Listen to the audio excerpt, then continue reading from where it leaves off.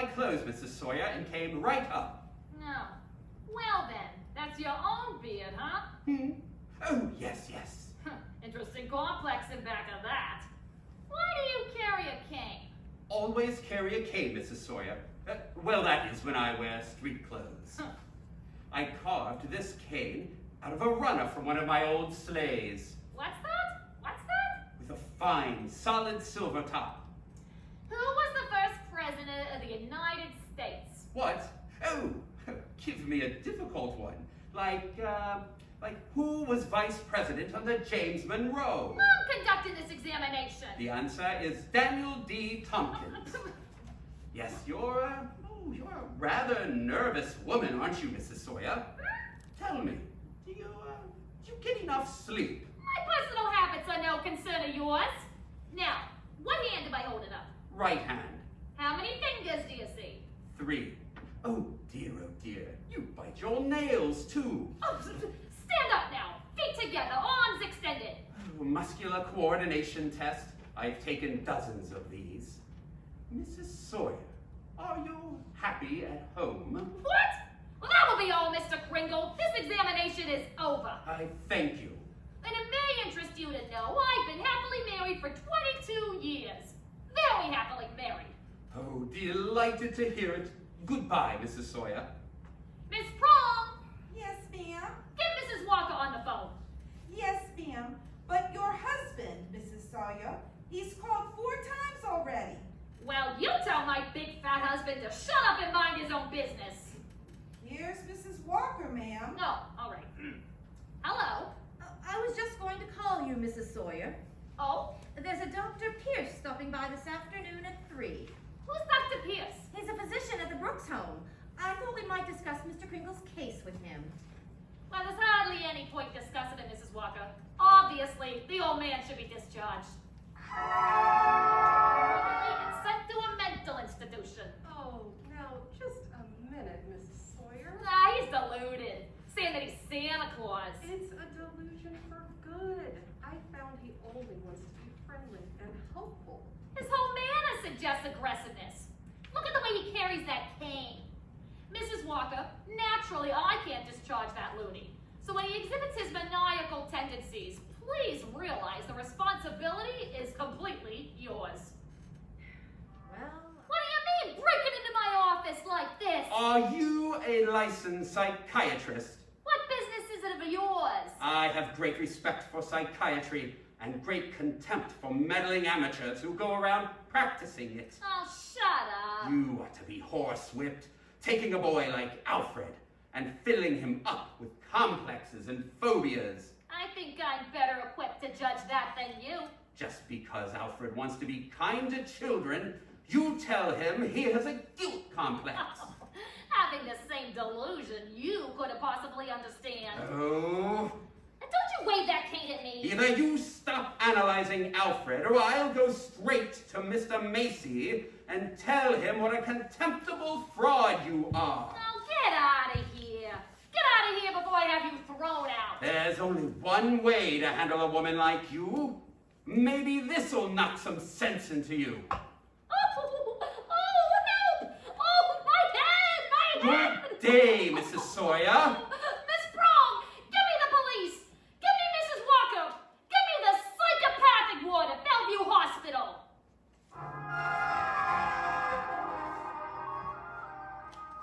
you can see Mr. Kringle now, Did, Mrs. Sawyer. I brought my family to the toy department to see our Santa Claus, and our Santa Claus isn't there. He's in Bellevue Yes, Mr. Macy. because he's a lunatic. Yes, sir. A lunatic. Lunatic, my foot! Now you listen to me, Sawyer. You get that case dropped right away, or you'll have another lump to match the one he gave you. But it's out of my hands. Mr. Kringle goes to court in the morning. We'll just see that he's back in the toy department by afternoon. Now get out of here! Looking all over for you. I'm Mrs. Sawyer. Oh, so you're Sawyer. Yes. I was just speaking to the court clerk, and he said you represent Mr. Kringle.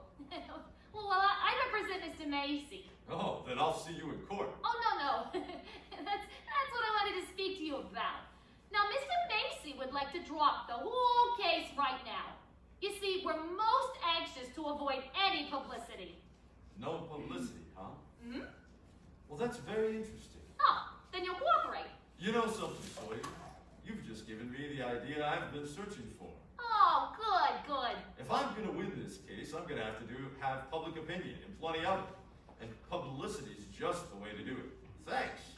And so long, Mrs. Sawyer. Oh, Mr. Gailey! But Mr. Gailey!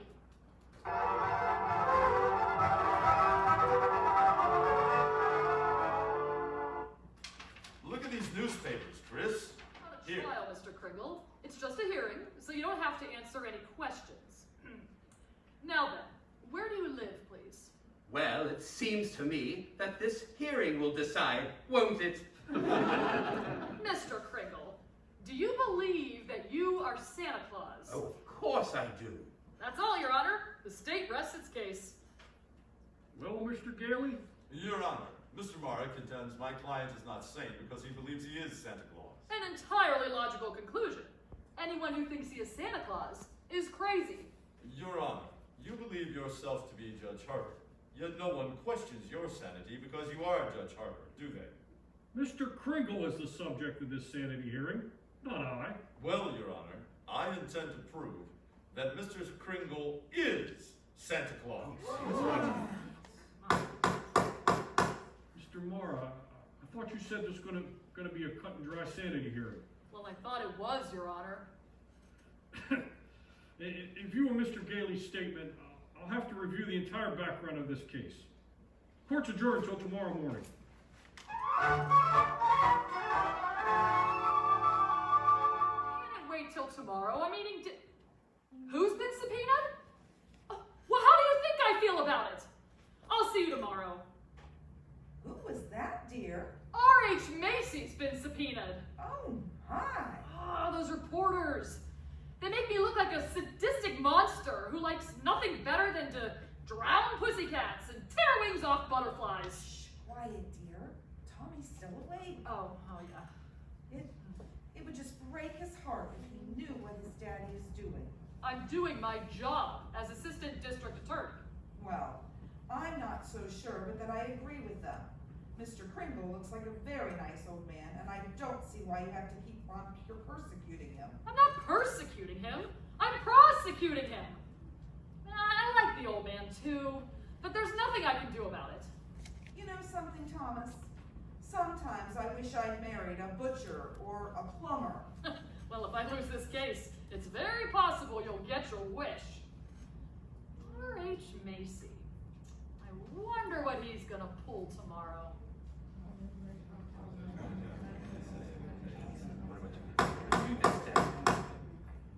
Proceed with the witness, Mr. Gailey. Well, now then, Mr. Macy, if you recognize the defendant, please tell us who he is. Why, Chris Kringle, of course. And do you believe him to be of sound mind? Sound mind? I wish I had a dozen like him. Mr. Macy, you're under oath. Do you believe that man is Santa Claus? Well, now that's rather a delicate. Just think of the headlines tomorrow. Macy admits his Santa Claus is a fraud. You keep out of this, Gibble. What did you say? No, nothing, Mr. Mara, nothing. Well, I wish you would. Is that man Santa Claus? Yes. In my opinion, he most certainly is.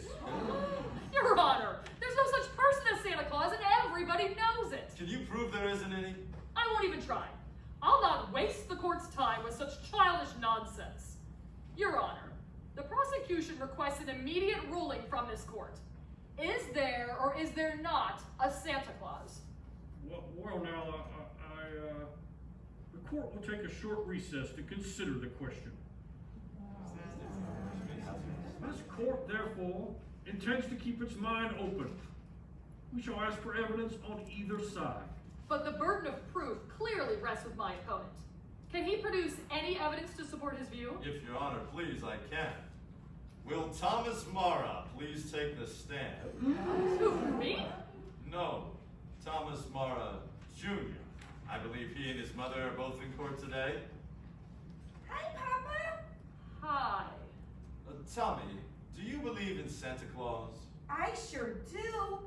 Gosh, he gave me a brand new sled last year. Now, what does Santa Claus look like, Tommy? Well, there he is, sitting right over there. Your Honor, I protest. Overruled. Now, tell me, Tommy, why are you so sure there's a Santa Claus? Because my papa told me so. Didn't you, Pop? Thank you, Tommy. You can go back to your mother now. See you later, Papa. Oh, you certainly will. Your Honor. Don't forget, Santa Claus. This year I want a football helmet. Oh, don't worry, Tommy. You'll get it. Mr. Kringle, if you don't mind. Oh, I'm sorry, sir. Your Honor, the state of New York concedes the existence of a Santa Claus. But in so conceding, we demand that Mr. Gailey stop representing and presenting personal opinion as evidence. I insist he submit authority to prove that Mr. Kringle here is the one and only Santa Claus.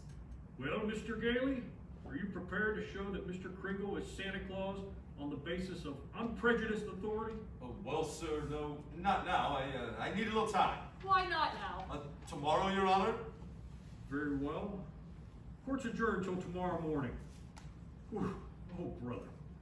Point of proof that Kris Kringle is the one and only Santa Claus, and since tonight is Christmas Eve, I ask Your Honor that this hearing be terminated without further delay. I protest. I do have evidence. 5 minutes ago you said you didn't. Well, during Mr. Barnes' oration, the bailiff handed my client the evidence I referred to. What evidence? This letter, Your Honor. Oh, yes, Mr. Kringle. It's from Susan Walker. She believes in me. Oh, this letter means more to me than anything in the world.